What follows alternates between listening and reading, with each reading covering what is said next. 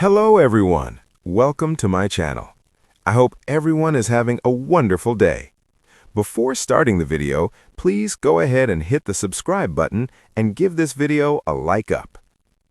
The Bold and the Beautiful has Steffi Forrester, Jacqueline McInnes Wood, adamant that her mom, Taylor Hayes, Rebecca Buddig, cannot chase a married man. But Deke Sharp, Harrison Cohn, and Hope Logan, Anika Noel, strongly disagree. Steffi wants Taylor to stay far from Deacon Sharp, Sean Kanan, for her own safety. Him being married to psycho Sheila Carter, Kimberlyn Brown, makes Taylor's crush on Deacon quite dangerous. But Hope and Deke are thrilled that Deacon and Taylor are developing feelings for each other. We know that Hope and Deke despise that their dad, Deacon, is married to with Sheila, so they may go to extremes to get Deacon with Taylor and get Sheila out of all their lives. We saw how elated that Deke was when Deacon admitted he's got feelings for some woman other than his wife, Sheila. And Deke was even more excited when he heard that person is Taylor. We saw Deke encouraging Deacon to go for it. He likes Taylor, he thinks she's great, and he's all about it. Then we saw Steffi go to Hope, trying to make it sound like Deacon was making a move on her mom. But then she finally admitted Taylor is just as into Deacon as he is into her. Steffi insisted that Hope needs to help keep Deacon and Taylor apart. But Hope doesn't agree with Steffi except about the part that Sheila will lose her mind if she thinks she's going to lose her man. And then, when Hope was talking to Deke this week, and they realized Deacon is crushing on Taylor and the feeling is mutual, they were both really amped up. Deke thinks Taylor could be the one to get Deacon out of his marriage to Sheila, and Hope agrees.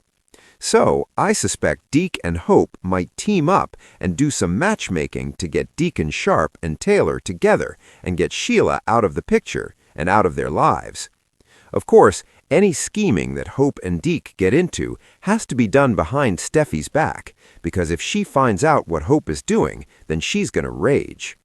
The whole reason Steffi wants Taylor away from Deacon is because she thinks Sheila will hurt Taylor for taking her hubby. And you know, Sheila has shot Taylor before. There's dangerous history there. I think it would be a double betrayal in Sheila's eyes, because in her twisted mind, she really thinks she and Taylor are friends. So her stealing her husband would be just twice as bad. Not only do you steal him, but you're my friend and you do this? Sheila doesn't seem to be able to read any room that she's in and understand when people like her and don't like her. What's really wild in all of this is Brad Bell is writing this violent, homicidal woman as the victim in this storyline, which is insane, but at the same time very typical for him.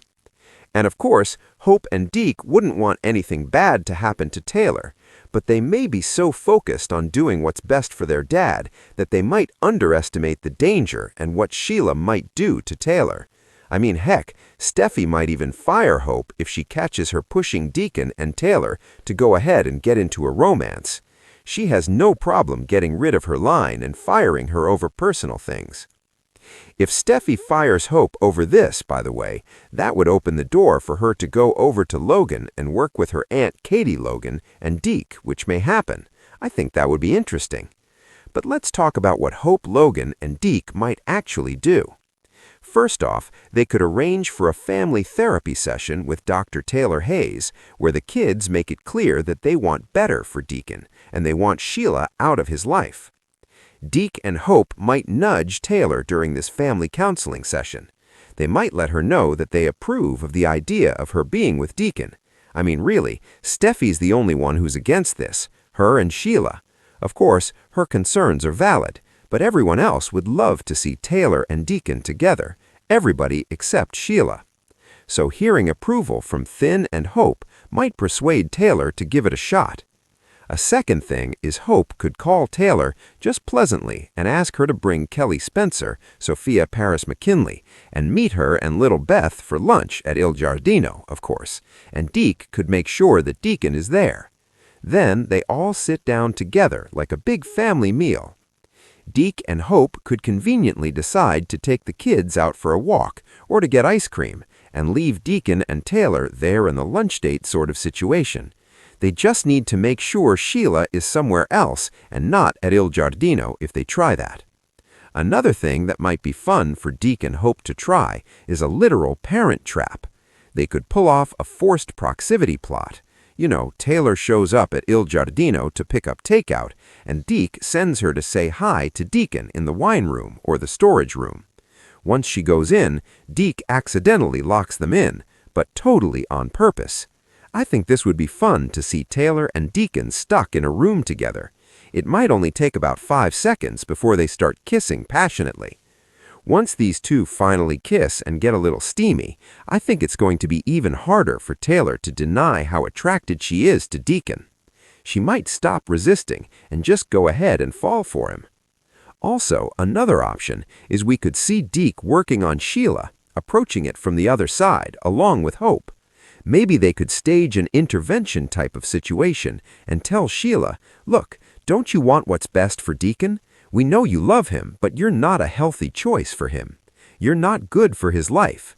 Because Deacon's relationships with his family and friends can't flourish because of Sheila, Hope and Deke might try and convince her to be the bigger person and prove she's changed by walking away and letting Deacon have a better life. Fifth, and finally, the last thing that we're thinking about is Hope may get her mom, Brooke Logan, involved in this. I could see Hope telling Brooke about this potential Deacon and Taylor romance. Then Brooke goes over to drop in to see Taylor at work, which she's done before, or maybe invites her to lunch, maybe at Il Giardino. Brooke can tell Taylor that she heard from a little birdie that she and Deacon have mutual crushes.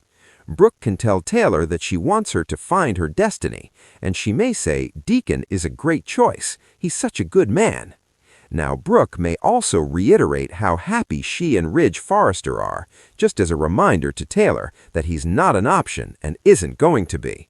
And like she's done in her own life, Brooke may encourage Taylor to follow her heart wherever it leads and to go ahead and make a play for Deacon.